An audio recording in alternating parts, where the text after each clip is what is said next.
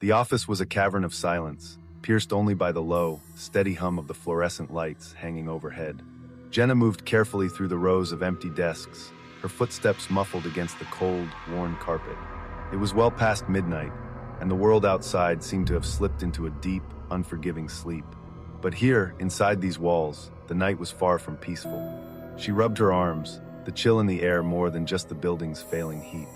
Her fingers grazed the edges of scattered papers as she tidied up, the dull buzz of the lights seeming to grow louder, filling the space around her. The quiet was so complete that it pressed against her ears, until a faint, almost imperceptible whisper broke the stillness. At first, Jenna thought it was the wind sneaking through the cracked window, or maybe her own imagination playing tricks on her after hours of solitude. The whisper was soft, so delicate she had to strain to catch it. Then she paused, heart quickening.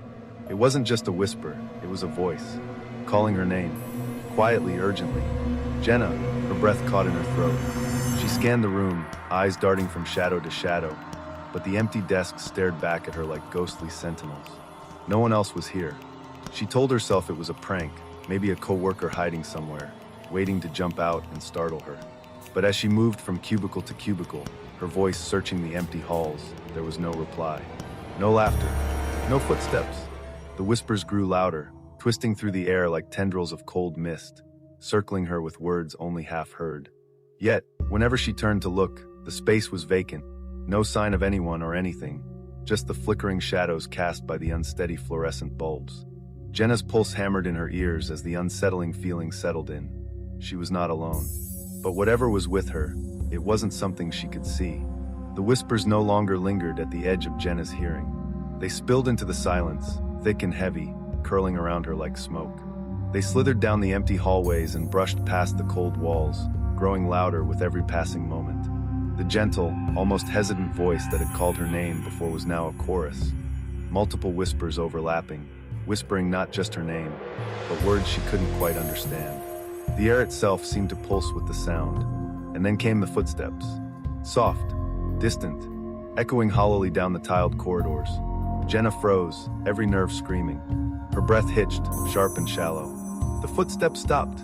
For a moment, the building was silent again, suffocating in its stillness, as if it was holding its breath. Then they came again, closer this time, each step measured, deliberate, but no one appeared. The halls were as empty as before, no figures darting in or out of view. Just the echo of footsteps that vanished before they reached her. Her heart pounding, Jenna stumbled toward the security room. The dim glow of monitors cast eerie shadows on the walls, the flickering images like ghostly eyes watching her back. She frantically toggled between camera feeds. The reception, the conference rooms, the stairwells, every corner of the building lay deserted. Not a single sign of life. And yet she could still hear it. That breath, a ragged, desperate exhale, as close as if someone was standing right behind her.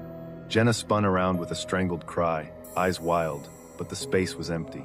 The cold weight of nothingness pressed against her back. The air where the breath had been was stale, untouched. Her skin prickled, goosebumps spreading down her arms. She tried to steady her shaking hands, pulling out her phone to call for help. But the screen remained dark. No signal, no calls, no messages, nothing. Suddenly, the fluorescent lights overhead began to flicker erratically, bathing the office in stuttering bursts of light and shadow. Each flash distorted the shapes around her, walls stretching impossibly long, chairs twisting into grotesque silhouettes. The shadows grew thick and heavy, creeping along the floor like living things. Jenna's eyes darted nervously to the corners of the room, where darkness pooled deeper than it should. Shapes shimmered just beyond sight, shifting and coiling. She could almost feel them pressing closer, as if the very shadows were alive, hungry, watching. Her breath came faster now, shallow and ragged.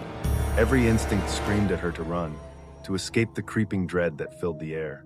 But the building felt like a trap, its corridors folding inwards, closing the exits she knew so well. Another whisper floated past her ear, colder and sharper this time. Jenna! The voice wasn't pleading anymore.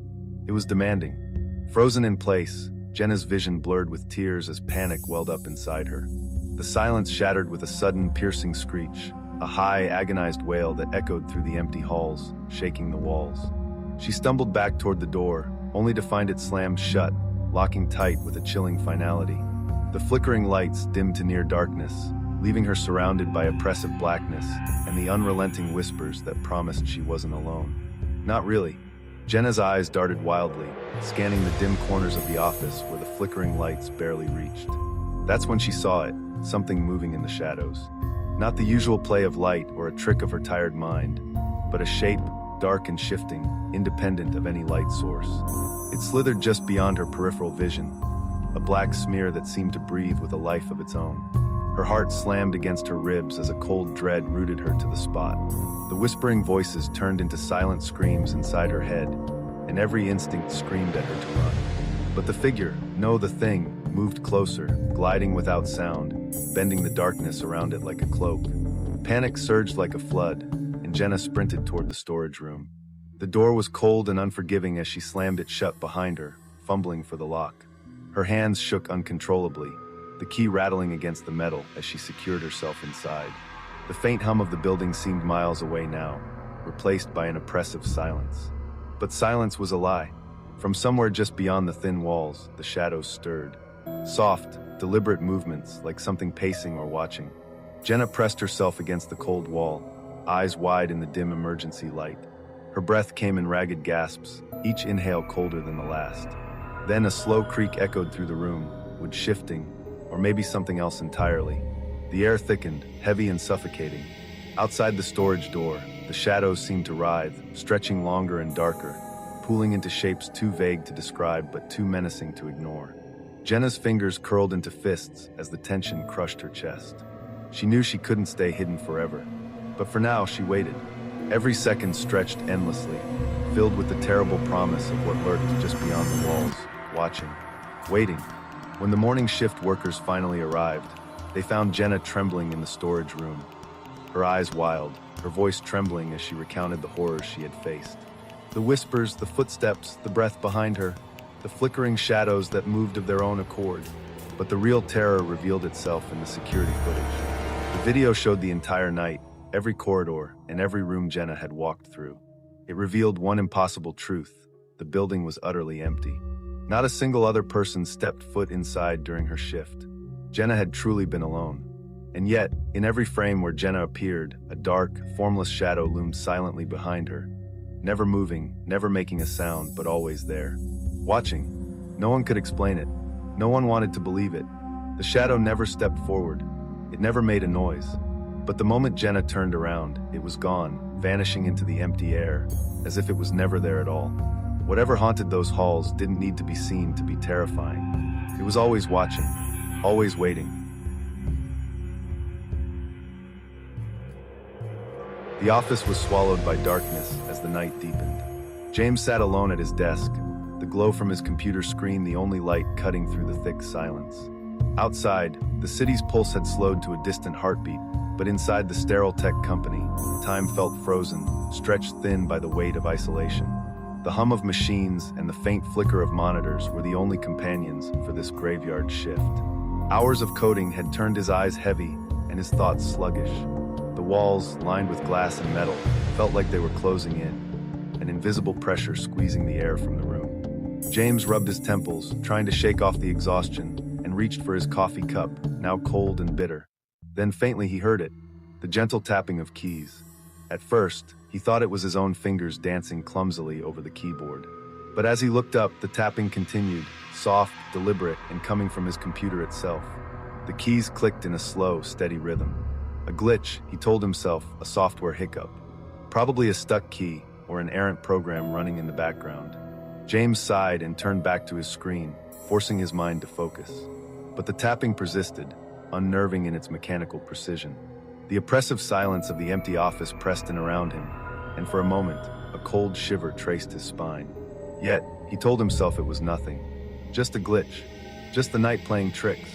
The tapping soon morphed from random clicks to something far more purposeful. A full-blown rhythm, deliberate and unmistakable. James froze, staring as the keyboard seemed to come alive, fingers typing in a code he didn't recognize. Lines of cryptic characters spilled across the screen, scrolling faster than he could follow. He reached out to shut down the system, but the power button refused to respond. The monitor flickered, refusing to turn off. Panic prickled at the edges of his mind. Then, without warning, a new file appeared on the desktop, blinking insistently. The title, Help_me. His pulse quickened. Hesitating, James double-clicked the file.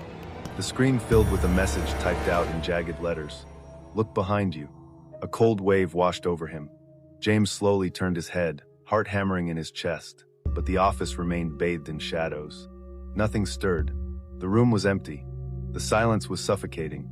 And yet, the tapping on the keyboard continued, louder now, like a frantic heartbeat echoing through the stillness. Something was in the room with him. Something watching, something waiting. The message burned in James's mind as he slowly twisted in his chair, eyes wide and desperate. Look behind you. His heart pounded so hard, he feared it might burst from his chest. But when he turned, the room remained cloaked in darkness, illuminated only by the cold, flickering glow of his monitor. Shadows swallowed the corners of the office, and the silence pressed in so thick it felt like the walls themselves were closing around him. Yet the tapping did not stop. It grew louder, more frantic, more insistent, as if the very keys beneath his fingers were being hammered by an unseen force. His breath hitched, cold sweat tracing down his back. The chair beneath him suddenly began to move, rolling backward slowly, eerily without anyone touching it. James lurched forward, trying to grab it, but it slipped through his fingers as if pulled by invisible hands. Panic clawed at his throat. He sprang to his feet, heart racing wildly, and moved toward the exit. But as he reached for the door handle, a sharp click echoed through the silence. The door locked itself with an unforgiving finality. He rattled the handle, banging against the cold metal, but it wouldn't budge. His eyes darted around, searching for another way out, a window, anything. But the familiar office had twisted into something unrecognizable. The walls seemed to stretch and shift, corridors elongating, folding into themselves like a nightmare maze. The layout he knew so well warped into a labyrinth designed to trap him. With every step, the tapping on his keyboard echoed louder, like a heartbeat syncing with his terror. The building itself seemed alive, mocking his attempts to escape. The lights flickered wildly, throwing grotesque shadows that danced just beyond his sight. James realized with a sinking horror that he was no longer just a man working late. He was a prisoner, lost in a place that was not entirely real, trapped in a nightmare that refused to end. And whatever was behind the tapping was closing in. When the first rays of dawn crept through the office windows, the morning shift arrived to an unnerving scene. James was found slumped over his desk, unmoving, his skin pale as the harsh fluorescent light that flickered overhead. His fingers still rested lightly on the keyboard, frozen mid-gesture as if caught between worlds. The computer screen glowed softly, displaying one final, chilling message in stark, jagged letters. You shouldn't have ignored us. The words seemed to hang in the stale morning air, heavy with a warning and a silent threat. The authorities and security personnel scoured the footage to understand what had happened during the night. The cameras revealed a haunting truth that no one could explain. James wasn't alone, but there was no visible figure beside him, no intruder, no shadowy presence. Yet, the recordings showed James speaking, whispering, arguing, even pleading with someone unseen. The voices weren't coming from any device or person. Instead, they seemed to seep from the very walls themselves, soft, distorted murmurs echoing through the empty corridors like ancient whispers carried on the wind. The cameras caught the subtle shifting of air around him, like an invisible presence moving just out of sight. Witnesses who reviewed the footage said James's expressions twisted from confusion to terror, as if trapped in a conversation with something that defied reality. No one could hear the voices, but the fear in his eyes was unmistakable. When the night shift ended, James hadn't just been working late. He'd been drawn into something older and darker, a force that lurked beneath the surface of the building itself, waiting patiently for someone foolish enough to ignore its warning. And in that final message on the screen lay a truth no one dared to forget. Some things don't just watch you from the shadows, they wait for you to hear them. And if you don't listen, they come for you.